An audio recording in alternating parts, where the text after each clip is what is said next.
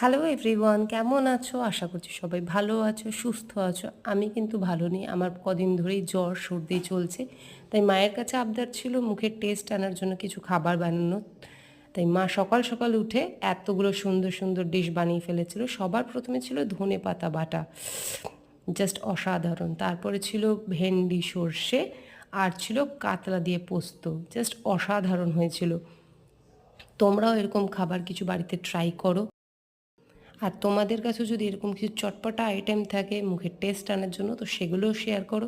এই রেসিপিগুলো সবকটাই তোমাদের সঙ্গে শেয়ার করব, কিন্তু এত কষ্ট করে মা বানিয়েছিল আর আমার এত ভালো লেগেছিলো, তাই তোমাদের সঙ্গে আগে শেয়ার করে নিলাম ডিশগুলো। তারপরে গিয়ে কিন্তু আমাকে খুব কষ্টই পেতে হয়েছিল, কারণ দেখলাম সকাল থেকে এত খাটনি করার পর মায়ের পা ব্যথা। হ্যাঁ, এখন পা ব্যথা হাতে ব্যথা সবারই থাকে, বয়স হলে তো হবেই। কিন্তু তবুও বলবো সবাই সুস্থ থেকো, ভালো থেকো, সাবধানে থেকো। দেখা হচ্ছে নেক্সট ব্লগে। তত